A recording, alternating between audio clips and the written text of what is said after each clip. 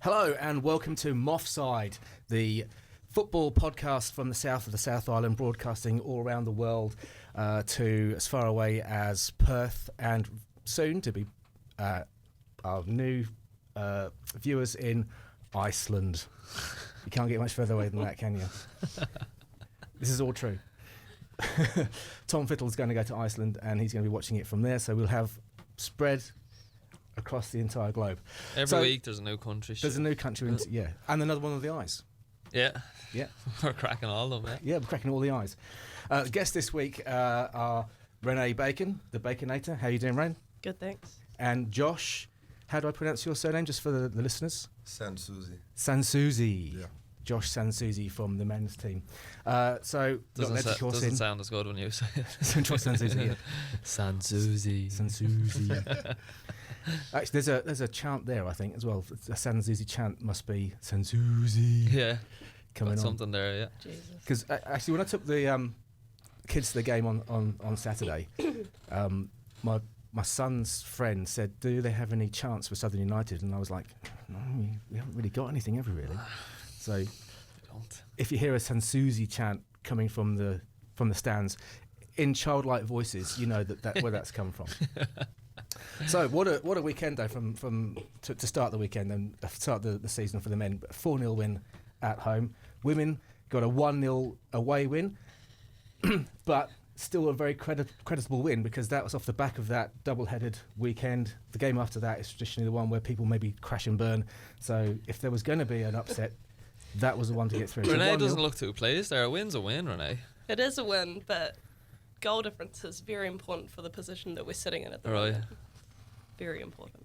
Was it a missed chances game or Well, lack of we could have chances? scored quite a few more goals, but, I mean, a win is a win, so we'll take it.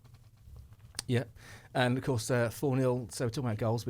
Obviously there's 4 there plus the clean sheet. Yeah. Great start. Brilliant start, yeah. Performance-wise, definitely need to improve, I think. But as far as first games go, everyone's a bit rusty. Yeah. Possibly the worst conditions I've ever played in. Like the heat was outrageous. Yeah. Josh is a lot more used to that than I am. But as far as first games go, a 4-0 win and a clean sheet is... You can't get better than that. You can't.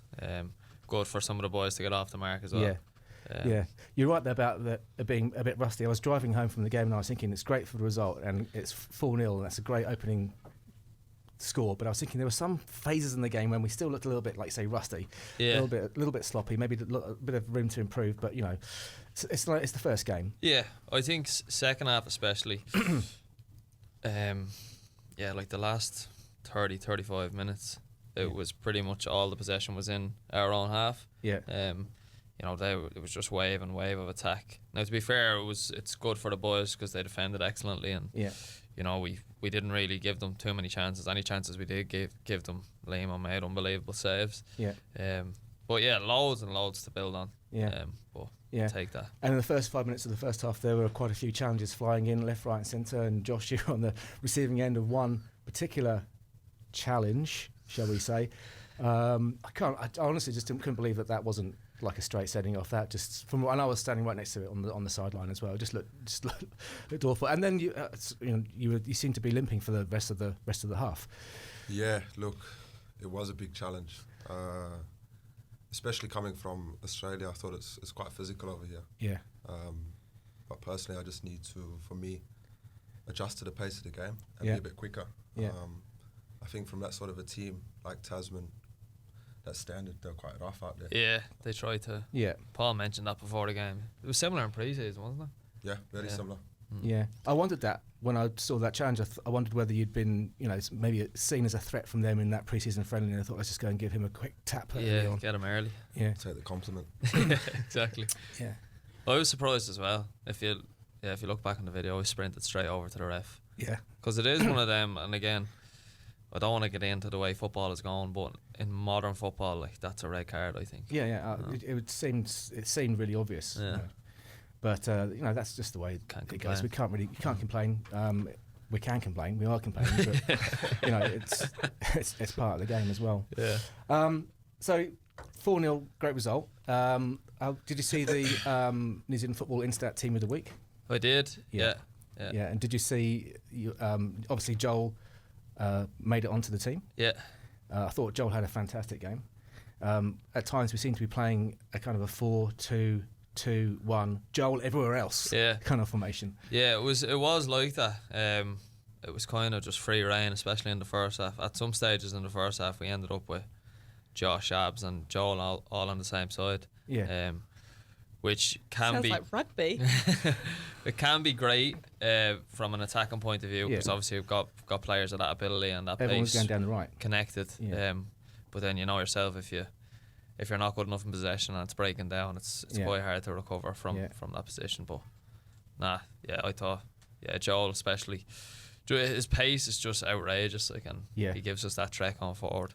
And then obviously, I think it's always good. When Garv was here, he mentioned about getting off the mark early for a striker. I think it's massive to get him a goal in the opening game. So I'm sure he'll kick on from here now.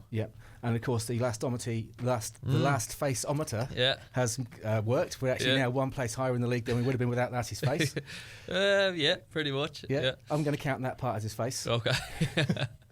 So that's great stuff as well. And of course, I might have hinted on Facebook that I thought that perhaps Gavin Hoy, who's a great player, and don't get me wrong, I'm not criticising Gavin Hoy, but I would probably, if I was picking team of the week, I would have put you in there, lads. Thanks, Shu. And you're not just because you're on this show, of course, and we're best friends. And we're best friends. But I would put, because you had an amazing passing stats on the weekend. So you had 87% pass completion. You made 78 passes. So you made more passes than anybody else in the league, and had the highest pass completion rate. Okay. Wow. So that's good. The other side of it as well is where you play as number 6. Okay, we had the least number of penetrations into the final third of any team in the league. Okay, and you got an assist. Gavin Hoy unfortunately scored a goal and an assist. So that's the way it works, gone. It's the way it goes. But I think that is the way it goes pretty much. If you score a goal, you'll more than likely be in team of the week. But so a little bit to work on there next week. There we go. I had a chance as well. I had a chance late on in the game. I broke through, but like a combination of two things. One, Garv called for the ball even though he was completely marked. Of course he did. And two, I physically didn't think I had the energy to get a shot off, so I just tried to pass it. Tough. Oh well. And talking of, and Renee, you've scored a goal as well this season so far. So yes, a goal. Got a goal. Yep. Happy with that? Well, it was just a tap-in, but I had to score sometime. They all count. Yep. Goal's a goal. Yeah. Because you've been playing mostly as a wing back. On the left. Yeah. But Ruby got injured on the Saturday of our double header, so I got chucked up front on Monday and then again last weekend. Yeah. So chances for more goals coming your way soon, hopefully. Absolutely. Confidence. Well, I've scored 4 goals a season for the last 3 years, so it's only inevitable that I score 3 more goals. Yeah, just a hat-trick would be nice. Exactly. Get it That's over what and I'm done thinking. with. Yeah. And this week's opponents are YBOP. Yes. At Logan. Yep. So how do you feel about that? Do you think there's a good chance there to get the goal difference up like you're talking about? We really struggled to score against them. I mean, we only scored in the 80-something minute from a penalty. And, I mean, we missed 5 sitters last time we played them. So we probably should have won by quite a lot, but we just didn't. Yeah. So hopefully, being at home, we might be able to actually score those goals. I think they're a bit of a dark horse, that YBOP side, because if you actually look at where they all come from, they're all from Hamilton Wanderers. Yeah. So they've been playing now all season long, and they're playing together, a bit like some of the Tech girls in the southern sides, being the core of that side. So I think that they have not had a great run of results, but I think YBOP have potential to definitely be a tough nut to crack. They can definitely create some upsets because, I mean, they're a very aggressive side and they always have been. As long as I played National League, it was always YBOP was the team to watch out for, to create upsets and be very aggressive. So, hopefully we can just score goals. Yeah. And how's training been, Josh? Hard work this week after the result? Yeah, look, I think we're all aware it was a good start for us. Yeah. But we always want to improve.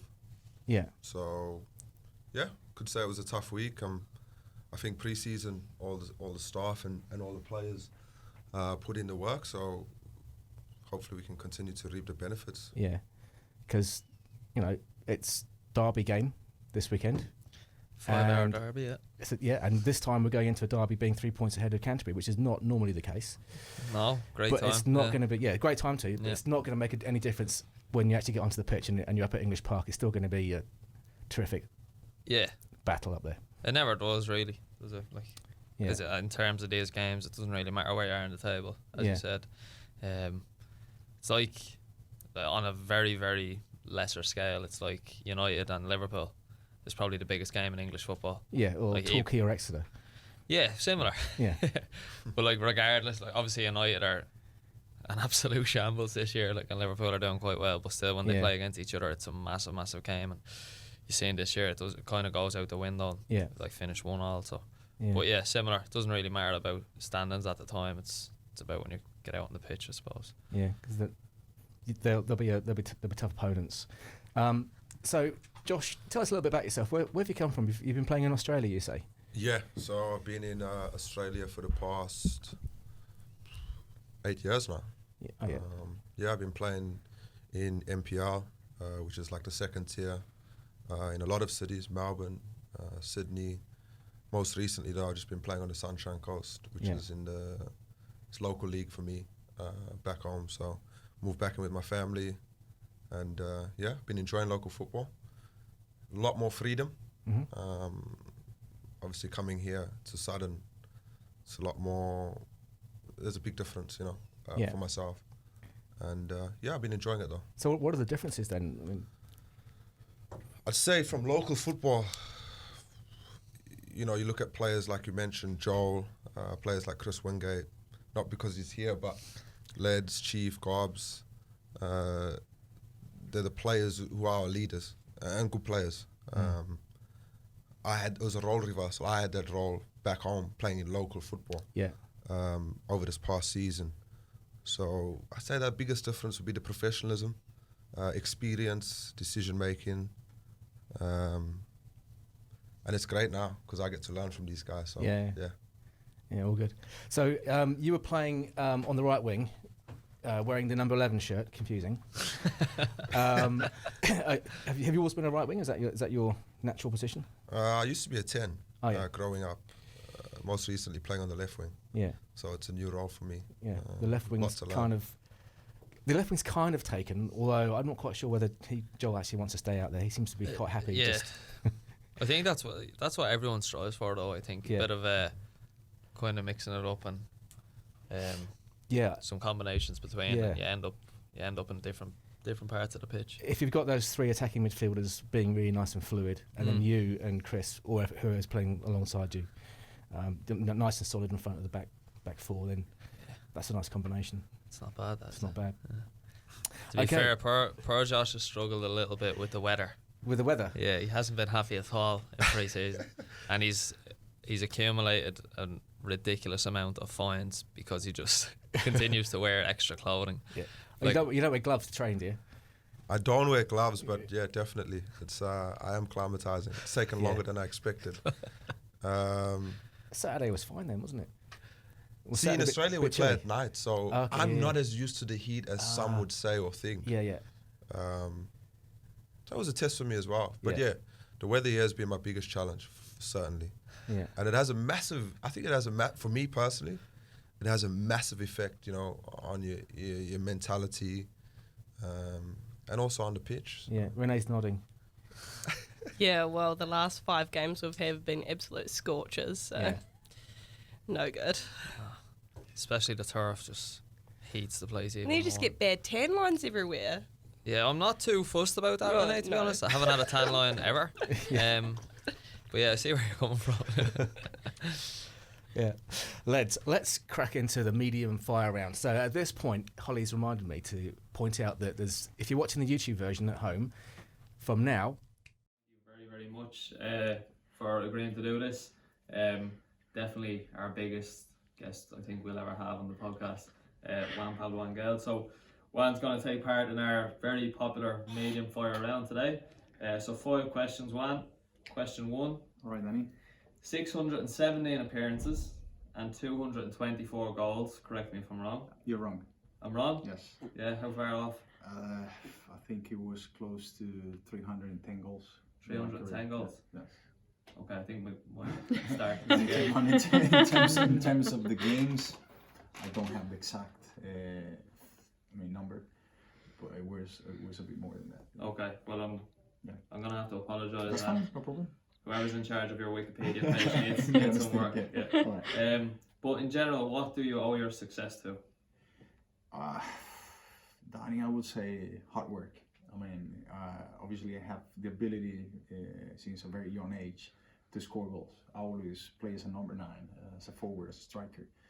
But then having people that taught me that you needed to work hard to prepare yourself to be ready for each game and every training session, that was helped me improve and adjust to every circumstance I was put on. And I think one of the biggest attributes that you can have, I'm saying in any profession, if you want to be successful, is your ability to adapt to the circumstances that you're going to be facing. Yeah. Brilliant. Just on that question, you mentioned there about the ability to score goals. Do you think you're born with that, or is that something you need to learn? I definitely think that you're born with that. Yeah. You know, the ability just to be in the right place at the right time. Yeah. I used to have a friend that used to say, just hit the ball that he would find Juan in the area, and it's found. And sometimes the ball was bouncing off the post, and I was there. You know what I mean? But then you obviously have to get the technique right to be able just to find your position and to obviously finish the chances that you have, especially depending on the teams that you're playing for. There's teams that you have 5, 6, 10 chances per game, and there are other teams that you have 1 or 2 chances and you have to burn them off. That's what it is. Yeah. Brilliant. Okay, question 2. Right. Again, really, really impressive career. What's the best day you've had in football? Best day in football. I won't say, one, there's many. The day that I made my debut, obviously is a day that I will never forget, because I played with the team that I will grow up supporting, and just being able to be in that ground, in that stadium with, the national fans cheering my name up, that was amazing. And then every title that I was involved, every championship that I won, and in some of those championships I managed to score the goals or the winning goals. So it's hard to highlight one single thing, but I would say the day that I made my debut. Brilliant. Yeah, that's fair enough that it's hard to answer, because a lot of good days, as you said. So third question, this will probably be the hardest one. Alright, so I'm going to give you 2 scenarios. The year is 2022. Would you rather Aston Villa win the Premier League and the Champions League, or Colombia win the World Cup? Can I pick them both? I'm going to have to push you for one. Oh my God, that is a difficult one. I'll probably pick Colombia to win the championship. The World Cup, sorry. Yeah. That would be the one, yes. But if you can have Although, both. yes, if I can have both, for sure, I would love to obviously see Aston Villa one day lifting the Premier League trophy, for sure. Yeah. Brilliant. This is a question you probably get asked a lot, but I'm really, really excited to hear your answers. Best player you've played with and against? Player with, had to be Thierry Henry, without a doubt. An unbelievable talent. And people know Thierry for his ability to score goals. And I think he was far more than that. The ability that he has to see the game, to understand the plays, to predict what was going to happen next, and to set up goals for other players was unbelievable. And then the best player I play against, I played against Messi at the beginning of his career, but the Brazilian Ronaldo was extraordinary, that was probably the only player that I got the feeling that if he wanted to win a game on his own, he could. That's how talented he was, and on front of goal, he's probably the best player I've seen. Yeah. Wow. So you've played with Messi and the Brazilian Ronaldo? Yeah, but Messi was right at the beginning of his career, but Ronaldo at his peak, when he was playing for Barcelona and Inter de Milan, he was unplayable. If I could sit here and talk to you for another 10 hours, I would, but we'll move on. Wow, great answers. And final question. What is the best advice you've ever received? Ooh, best advice. So this can be as player, coach, person, anything. I had a coach. I just obviously we're talking about football, so I want to talk about football. I had a coach when I was in Argentina, Ramon Diaz, that once he said to me that regardless if I scored a goal or if I didn't score a goal, every time they took a picture of the penalty box, I should be in there. And I've always remembered that. He said, you as a number 9, I don't care if you scored a goal or not, but if there is a picture on the news next day, you have to be in on it, if there is a picture of the box. So he was always trying to remind me that that's the area that I was going to make my money. You got to be there, you got to score goals, but regardless, you have to be always hunting your situations in that area. So brilliant. He was right. Yes, absolutely. Yeah. Juan, thank you so much again from myself and more importantly Stuart, who unfortunately can't be here today. I know he'll be really, really appreciative. I know you appreciate it as well. So thank you very much. It's Danny, thank you for having me, and obviously delighted to be for first time here in New Zealand and Dunedin. And do you know how do you pronounce it? Dunedin. Yeah. Dunedin. Got it right. Delighted to be here. There will be a insert featuring Leds and Juan Pablo Angel. Good pronunciation, Stu. Leds. Juan, but yeah. Okay, so a couple of medium forward questions. So basically, not quick and not slow, somewhere in between. Okay, so you can take your time, but don't take too much time. All right. Renee, you were here when you were here last time. We done this, didn't we? Mm-hmm. So if the questions aren't the same, you can chip in as well. All right. Question 1, Josh. What professional footballer would you compare yourself to, and why? Tough question. Comparison, like look up to or similar to? We'll go both. Both. Certainly for me, Neymar. Definitely someone I look up to. I think he's very creative, great feet, and I think he's just a great player. Yeah. Comparison to? It's a tough one for me. Honestly, I try not to compare, but there's definitely players I'd like to try and model and learn from. It is a hard question to answer without sounding extremely cocky, isn't it? Yeah. Yeah. But just to give you an idea, like mine would be Pirlo. But I'd have been an English Rory to lap. All right, good stuff. Renee? Well, Holly's thinking it's her, but it's really not. I always go for Mia Hamm. One, we have meaty similarities in our last names, and I like to think that I can score goals like she Good connection. can. So. Yeah, good connection. Good stuff. All right. Biggest pet peeve during training sessions? Did I ask you this last time? No. Nope. Get ready. She's got one ready. Yeah. You go, Josh. Sure. Biggest pet peeve would have to be doing an active warm up, and doing all the right things, active warm up, and then going into a talk, and a lot of standing still. Yeah. Yeah. Yeah. If in an ideal world it worked the other way around. Yeah. Get the talk in early and then kick on. I hope Paul's not listening. Renee? He's not listening. Mine's probably around the same sort of area, like stop-start training, like too much talking. Taking, like, when, say, you might do something wrong, you stop and talk about it, and then you do something wrong again, we stop and talk about it again. It's like, just let it go a little bit. Yeah. We get it, we're doing it wrong. Yeah. Right, quite similar there. Okay, so this doesn't have to be football related, right? If you could relive one day in your life so far, what day would it be?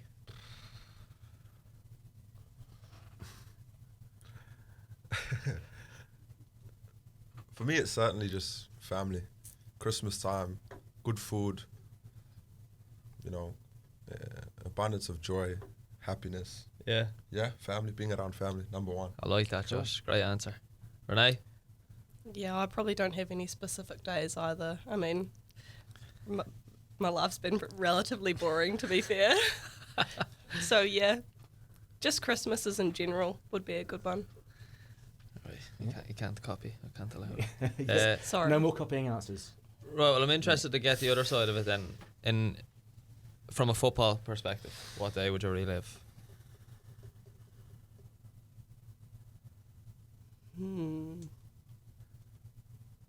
We're sneaking into slow fire. We're going into slow fire. We're going to have to extend this into Startup Dunedin's podcast that's waiting to go. Sorry, Angus. Oh, I've got no clue. Well, how about that time you scored a hat-trick? What time? Which one? Oh, yeah, which one? Stab in the dark there, wasn't it? Josh, What- any ideas? Recently, played in I think it's a prelim final. Yeah, So it's like I just got semi-final, yeah. and we're playing top of the table. We hadn't beaten them in a season, and the club I was playing for locally hadn't been in a grand final for 45 years. I was able to score 2 goals in that game and miss one. So I had 2 penalties, missed one, scored one, and scored a free kick. Yeah. So definitely the emotions of that game. Yeah. Okay, so there's a bit of What a day that sounds. yeah. And we made a grand final, so. Well, yeah. Easy. Renee, still nothing? I guess you could. Oh God, the most like the thing that stands out for me in my football life is like when I played reps. We played this. When I played for Hortefino Kapiti, we were at the rep tournament that now doesn't exist, and we were playing our 5th and 6th playoff, I think, and we'd never like come 5th before, and we were playing against Central, and they were way better than us. And I was playing back in the midfield back in those days, and I was like running everywhere, and I was like doing everything, and I scored like 2 goals or something, and we ended up winning in extra time, and that was awesome. I reckon that was there you go. Sounds like probably great. the best Something a bit footballing different. game Yeah. ever. Shu, if you could relive one day in your life so far, what day would it be? This is difficult for you now because you've got multiple children. Well, I was going to say I'd go to any of the births of my children again. I'm gonna have to. You have to pick one. I have to pick my favourite. No, yeah, probably the first time I have a kid. I guess that's a little bit special. Yeah. It's not less special when you have more. But Well, that's what you're saying. So. Okay. This is very specific for you, Josh, because you're a big Arsenal fan. Is that correct? I am. Yeah. Right. Couple out of banter for that, but yeah, that's cool. 2 scenarios. Okay. Would you rather become the manager of Arsenal? So right now you become the manager of Arsenal and your football career is over, or would you rather play for Spurs in the Prem for 5 games?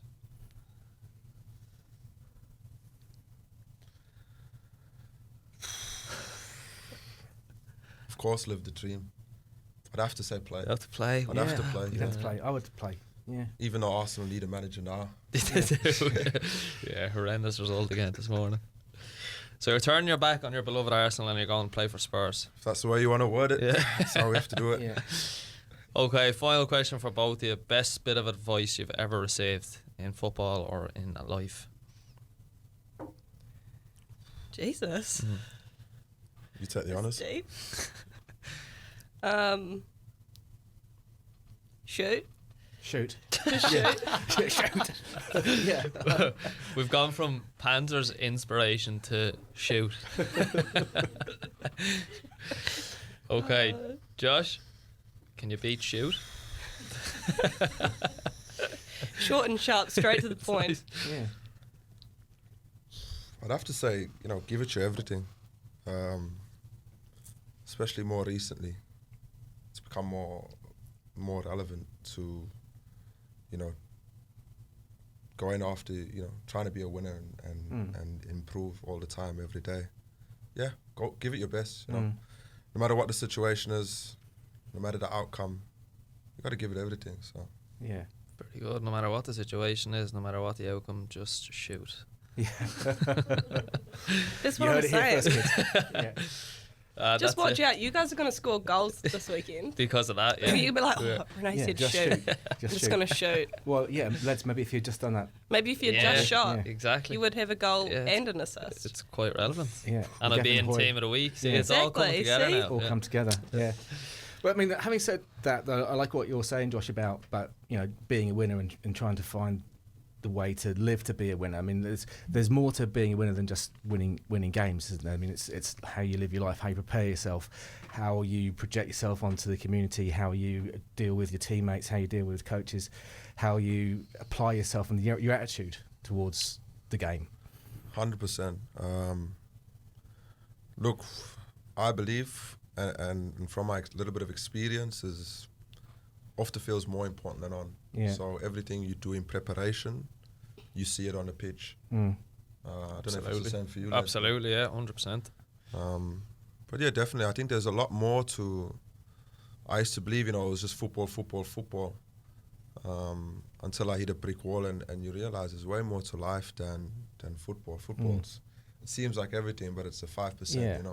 Yeah. So yeah, there's a lot more, I think. But when you turn your attention to trying to sort out the 95% of everything else, then you find that 5% in your football Elevates. Yeah. I mean, I was listening to an interview that Lee Padmore was giving about how his new philosophy at Canterbury, and I was thinking, that sounds bloody good, because he was talking about all this kind of stuff as well, and being responsible to the community and being active members of their community and living.